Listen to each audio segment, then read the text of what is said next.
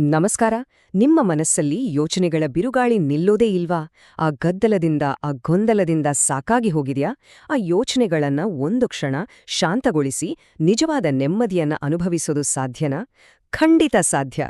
ಬನ್ನಿ, ಇವತ್ತು ಒಂದು ಚಿಕ್ಕ ಆದ್ರೆ ತುಂಬಾನೇ ಶಕ್ತಿಶಾಲಿಯಾದ ಕಥೆಯ ಮೂಲಕ ಆ ರಹಸ್ಯ ಏನು ಅಂತ ತಿಳಿದುಕೊಳ್ಳೋಣ.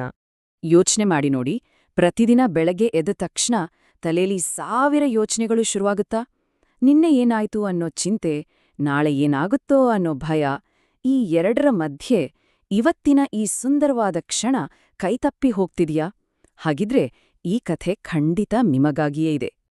ಸರಿ, ಹಾಗಿದ್ರೆ ನಮ್ಮ ಮನಸ್ಸನ್ನೇ ನಾವು ಗೆಲ್ಲುವ ಈ ಅದ್ಭುತ ಪಯಣ ಶುರು ಮಾಡೋಣ. ಅದಕ್ಕೂ ಮುಂಚೆ ಈ ದಿನದ ಗೆಲುವಿಗೆ ದಾರಿ ಮಾಡಿಕೊಡುವಂತಹ ಸ್ಫೂರ್ತಿದಾಯಕ ಕಥೆಗಳು ನಿಮಗೆ ಇಷ್ಟವಾಗೋದಾದ್ರೆ ನಮ್ಮ ಜೊತೆ ಸೇರಕ್ಕೆ ಈಗಲೇ ಸಬ್ಸ್ಕ್ರೈಬ್ ಬಟನ್ ಒತ್ತಿ, ಆಯ್ತಾ? ನಮ್ಮ ಕಥೆಯ ಹೀರೋ ಹೆಸರು ಮಾರ್ಕೋ. 24 ವರ್ಷದ ಚುರುಕಾದ ಹುಡುಗ.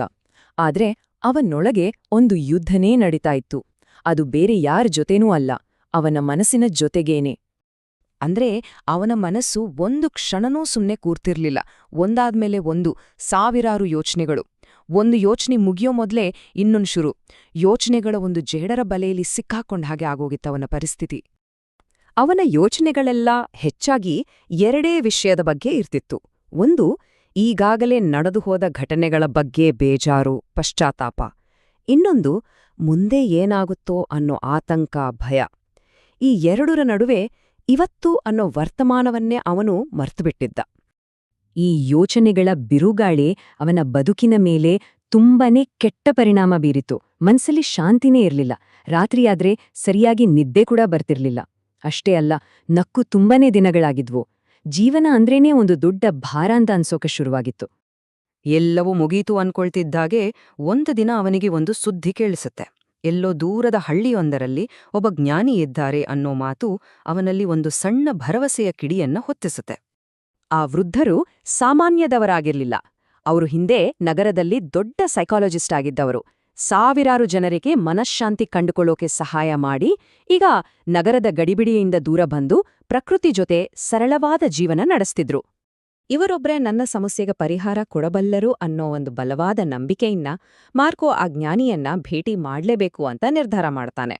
ದಾರಿ ಎಷ್ಟೇ ಕಷ್ಟ ಇರ್ಲಿ, ಬೆಟ್ಟದ ಮೇಲಿರೋ ಆ ಹಳ್ಳಿಗೆ ಹೋಗಿಯೇ ಸಿದ್ಧ ಅಂತ ಹೊರಡ್ತಾನೆ.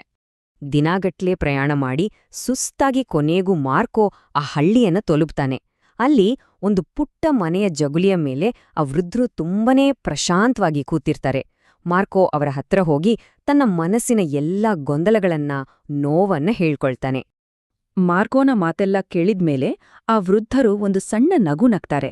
ಅವರು ಒಳಗಿನಿಂದ ಒಂದು ಗಾಜಿನ ಲೋಟ ತಂದು ಅದರ ಅಂಚು ಮುಟ್ಟುವರೆಗೂ ನೀರು ತುಂಬಿ ಮಾರ್ಕೋ ಕೈಗೆ ಕೊಟ್ಟು ಹೀಗೆ ಹೇಳ್ತಾರೆ: ಈ ಲೋಟ ಹಿಡ್ಕೊಂಡು ನಮ್ಮ ಹಳ್ಳಿಯ ರಸ್ತೆಯಲ್ಲಿ ಒಂದು ಸುತ್ತು ಹಾಕ್ಕೊಂಡು ವಾಪಸ್ ಬಾ. ಆದ್ರೆ ಒಂದು ಕಂಡೀಷನ್, ಒಂದೇ ಒಂದು ಹನಿ ನೀರು ಕೆಳಗೆ ಚೆಲ್ಬಾರ್ದು. ಮಾರ್ಕೋಗೆ ಇದೇನಪ್ಪಾ ಅಂತ ಸ್ವಲ್ಪ ಆಶ್ಚರ್ಯ ಆದ್ರೂ ಸರಿ ಅಂತ ಆ ಚಾಲೆಂಜ್ ತಗೋತಾನೆ. ಅವನ ಇಡೀ ಗಮನ, ಫೋಕಸ್ ಎಲ್ಲವೂ ಆ ನೀರಿನ ಲೋಟದ ಮೇಲೆಯೇ ಇತ್ತು. ತುಂಬಾನೇ ನಿಧಾನವಾಗಿ, ಹುಷಾರಾಗಿ ಹೆಜ್ಜೆ ಇಡುತ್ತಾ ಆ ಜನ ಓಡಾಡೋ ರಸ್ತೆಯಲ್ಲಿ ನಡೆಯಕ್ ಶುರು ಮಾಡ್ತಾನೆ. ಆ ರಸ್ತೆಯಲ್ಲಿ ಎಷ್ಟೆಲ್ಲ ಸದ್ದು, ಜನ ಓಡಾಡ್ತಿದ್ರು, ಅಂಗಡಿಯವರು ಜೋರಾಗ್ ಕೂಗ್ತಿದ್ರು, ಮಕ್ಳು ಆಟ ಆಡ್ತಿದ್ರು, ನಾಯಿಗಳು ಬೊಗಳ್ತಿದ್ವು. ಆದ್ರೆ ಮಾರ್ಕೋನಿಗೆ ಇದ್ಯಾವುದೂ ಕಾಣಿಸ್ಲೂ ಇಲ್ಲ, ಕೇಳಿಸ್ಲೂ ಇಲ್ಲ. ಅವನ ಕಣ್ಣು, ಮನಸ್ಸು ಎರಡೂ ಆ ನೀರಿನ ಲೋಟದ ಮೇಲೆಯೇ ಇತ್ತು. ಕೊನೆಗೂ ಒಂದೇ ಒಂದು ಹನಿ ನೀರನ್ನು ಚೆಲ್ದೆ ಮಾರ್ಕೋ ವೃದ್ಧರ ಹತ್ತಿರ ವಾಪಸ್ ಬರ್ತಾನೆ. ಅವನ ಮುಖದಲ್ಲಿ ಒಂದು ಸಣ್ಣ ಗೆಲುವಿನ ನಗು ಇತ್ತು. ಇದನ್ನ ನೋಡಿದ ವೃದ್ಧರು ಕೂಡ ಮೆಲ್ಲಗೆ ಮುಗುಳ್ನಗ್ತಾರೆ. ಈಗ ಈ ಕಥೆಯ ಅಸಲಿ ತಿರುವು, ಅಸಲಿ ಪಾಠ ಶುರುವಾಗೋ ಸಮಯ. ಮಾರ್ಕೋನ ಜೀವನವನ್ನ ಬದಲಾಯಿಸಿದ ಆ ಒಂದು ಕ್ಷಣ. ಆಗ ಆ ವೃದ್ಧರು ಮಾರ್ಕೋನನ್ನ ಕೇಳ್ತಾರೆ: ದಾರಿಯಲ್ಲಿ ಜನ ಓಡಾಡ್ತಿದ್ದನ್ನ ನೋಡ್ದಿಯಾ? ಅಂಗಡಿಯವರ ಕೂಗು ಕೇಳಿಸ್ತಾ? ಮಕ್ಕಳು ಆಟ ಆಡ್ತಿದ್ದಿದ್ದು, ನಾಯಿ ಬೊಗಳ್ತಿದ್ದಿದ್ದು ಏನಾದ್ರೂ ನಿನ್ನ ಗಮನಕ್ಕೆ ಬಂತಾ? ಅದಕ್ಕೆ ಮಾರ್ಕೋ ಆಶ್ಚರ್ಯದಿಂದ: ಇಲ್ಲ, ನಾನ್ ಏನೂ ನೋಡಿಲ್ಲ, ಕೇಳಿಲ್ಲ.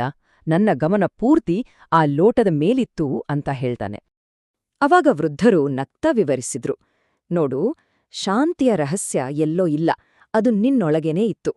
ನಿನ್ನ ಮನಸ್ಸು ಆ ನೀರಿನ ಲೋಟದ ಮೇಲೆ ಪೂರ್ತಿಯಾಗಿ ಇದ್ದಾಗ ನಿನ್ನ ತಲೆಗೆ ಬೇರೆ ಯಾವ ಯೋಚನೆನೂ ಬರ್ಲಿಲ್ಲ ಅಲ್ವಾ? ಅದೇ ವರ್ತಮಾನದ ಕ್ಷಣ, ಅದೇ ನಿಜವಾದ ಶಾಂತಿ.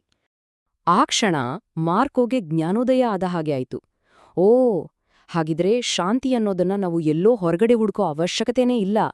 ನಾವು ಯಾವ ಕ್ಷಣದಲ್ಲಿದ್ದೀವೋ ಆ ಕ್ಷಣದಲ್ಲಿ ಪೂರ್ತಿಯಾಗಿ ಇದ್ದು ಬಿಟ್ರೆ ಶಾಂತಿ ತಾನಾಗೆ ನಮ್ಮೊಳಗೆ ಹುಟ್ಕೊಳ್ಳುತ್ತೆ ಅನ್ನೋ ಸತ್ಯ ಅವನಿಗೆ ಅರ್ಥವಾಯಿತು. ಮಾರ್ಕೋ ಮನೆಗೆ ವಾಪಸ್ ಬರ್ಬೇಕಾದ್ರೆ ಅವನು ಮೊದಲು ಹೋದಾಗ ಇದ್ದ ಮಾರ್ಕೋ ಆಗಿರ್ಲಿಲ್ಲ. ಅವನ ಮನಸ್ಸು ಈಗ ಹಗುರವಾಗಿತ್ತು, ಶಾಂತವಾಗಿತ್ತು. ಯಾಕಂದ್ರೆ ಮನಸ್ಸನ್ನ ಹಿಡಿತದಲ್ಲಿಟ್ಕೊಡೋ ಕಲೆ ಅವನಿಗೆ ಗೊತ್ತಾಗಿತ್ತು. ನೋಡಿ, ಈ ಪಾಠ ಕೇವಲ ಮಾರ್ಕೋಗೆ ಮಾತ್ರ ಅಲ್ಲ, ನಮಗೂ ನಿಮ್ಗೂ ಕೂಡ. ಹಾಗಿದ್ರೆ ಮಾರ್ಕೋ ಕಲ್ತ ಪಾಠವನ್ನ ನಾವು ನಮ್ಮ ಜೀವನದಲ್ಲಿ ಹೇಗೆ ಬಳಸ್ಕೊಳ್ಳೋದು? ತುಂಬಾನೇ ಸಿಂಪಲ್, 4 ಹೆಜ್ಜೆಗಳು. 1. ತಲೆಯಲ್ಲಿ ಯೋಚನೆಗಳು ಜಾಸ್ತಿ ಆಗ್ತಿದೆ ಅಂತ ಗಮನಿಸಿ ಅದನ್ನ ಒಪ್ಪಿಕೊಳ್ಳಿ.